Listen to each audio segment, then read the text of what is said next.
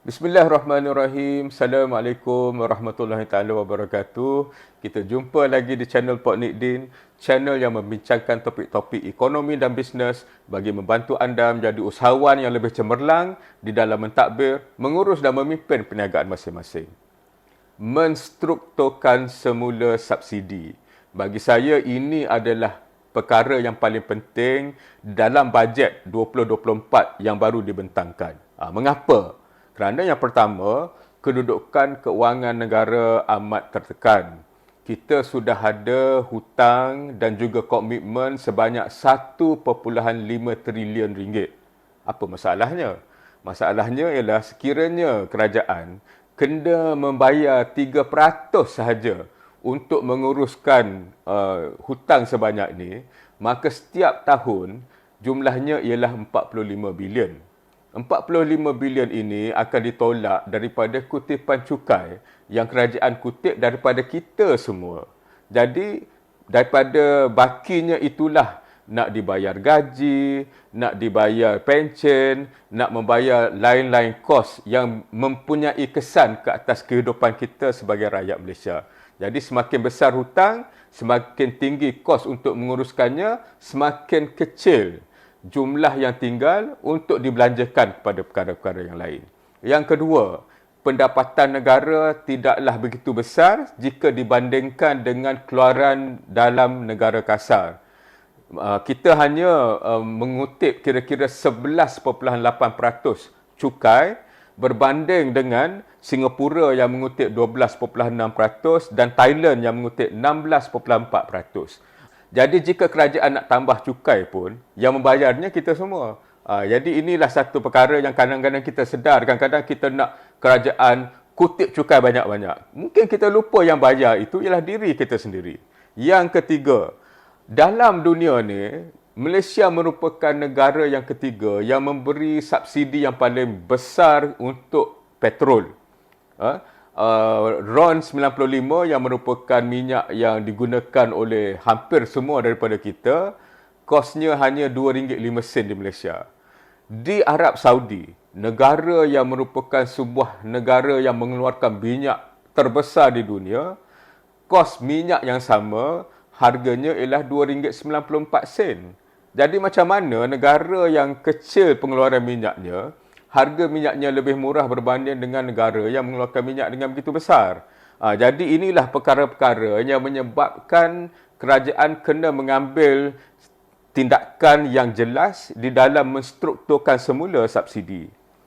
Jadi tuan-tuan dan puan-puan, bayangkan apabila kita semakin berumur, ada sakit, pergi ke hospital, tapi hospital tak banyak, orang beratulnya panjang, susah nak dapatkan perkhidmatan. Macam mana keadaan kita pada masa itu?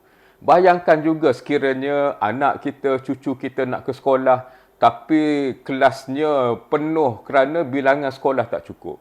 Ini merupakan antara apa yang akan kita hadapi sekiranya kerajaan tidak menstrukturkan semula subsidi.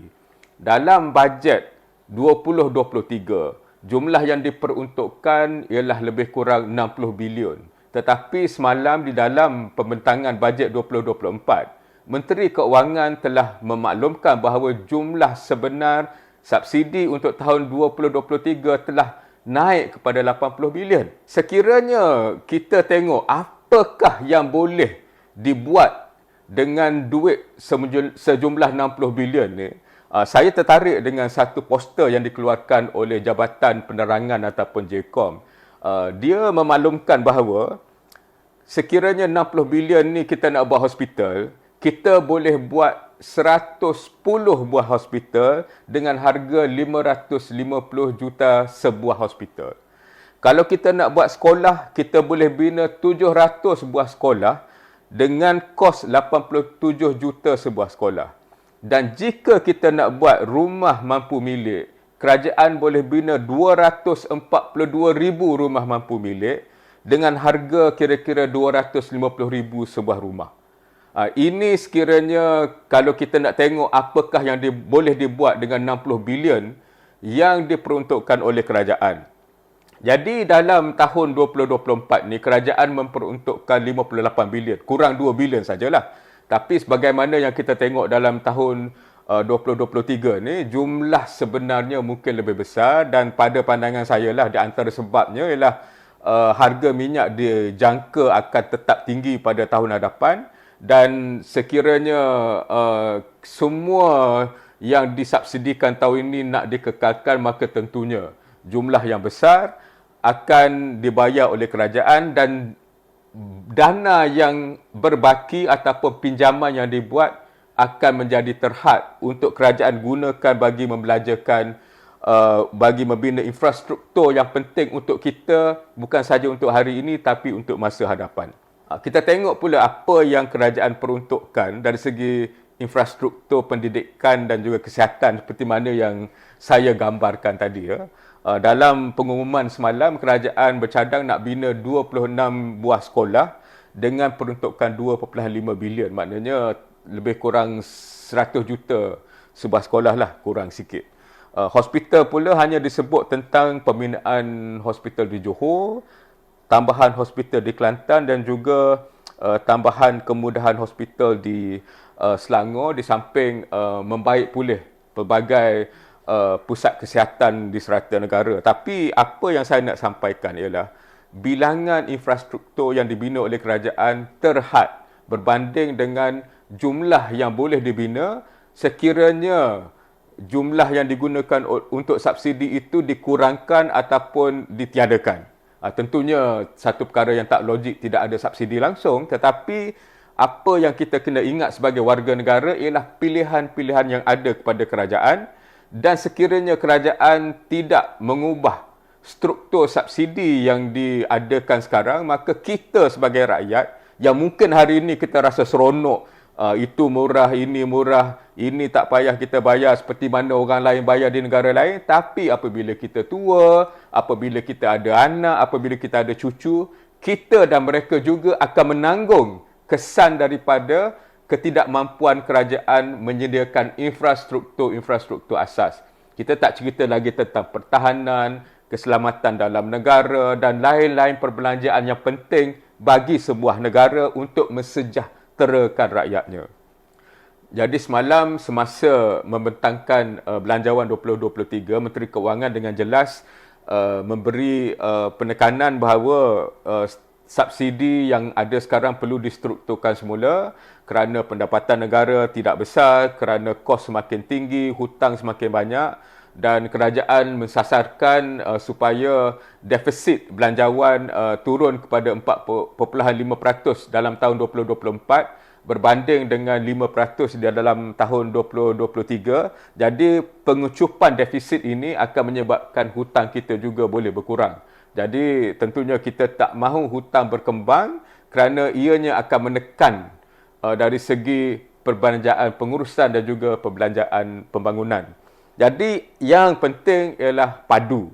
Padu merupakan satu sistem maklumat yang akan membolehkan kerajaan benar-benar memahami tentang bebanan rakyat. Kerana sekarang kita biasa dengan T20, M40 dan B40, tapi ini hanya menggunakan pendapatan sahaja. Ianya tidak mengira berapakah tanggungan ditanggung oleh orang-orang yang diklasifikasikan di dalam setiap kumpulan. Jadi apabila kita nak mensasarkan subsidi, kita mungkin tersalah sasar. Mungkin ada orang yang pendapatannya tinggi tapi tanggungannya juga tinggi. Lebihan pendapatan yang ada tidaklah besar mana, tetapi sekiranya dibebankan dengan kos-kos yang meningkat, jadi ini mungkin juga tidak adil. Untuk kerajaan menstrukturkan semula subsidi, kerajaan akan bergantung kepada sistem maklumat padu. Ianya akan siap tahun hadapan, tetapi sudah mula digunakan secara berperingkat tahun ini untuk memastikan maklumat yang dikumpul itu benar-benar tepat, ianya benar-benar mengira pendapatan dan juga bebanan rakyat. Jadi apabila maklumat ini menjadi lebih berkualiti, maka kerajaan mungkin akan mula mensasarkan subsidi kepada yang benar-benar perlu dan akan mengkehendaki orang yang mampu untuk menanggung lebih kos daripada apa yang mereka tanggung sekarang. Jadi tuan-tuan dan puan-puan, perkara ini merupakan satu isu besar kepada negara. kita mungkin sebagai rakyat, kita selalu boleh buat bising-bising di media sosial. Tapi jika kita fikir ke hadapan, kita fikir tentang kita sendiri yang semakin lama semakin berusia, kita kena ingat anak cucu kita, sekiranya kerajaan tidak berbelanja untuk membina infrastruktur kesihatan, infrastruktur pendidikan, infrastruktur keselamatan, kita juga yang akan menanggung kesannya di masa hadapan. Jadi kita kena adil di dalam menilai tindakan-tindakan kerajaan dan kita kena ingat ya, kesenangan, kesejahteraan yang kita dapat sekarang ini sebenarnya adalah hasil usaha tok kita, nenek kita, bapa kita, ibu kita dahulu. Mereka telah berkorban untuk menyenangkan kita dan kita kena ada semangat yang sama untuk anak cucu kita dan juga alam yang akan kita wariskan kepada mereka.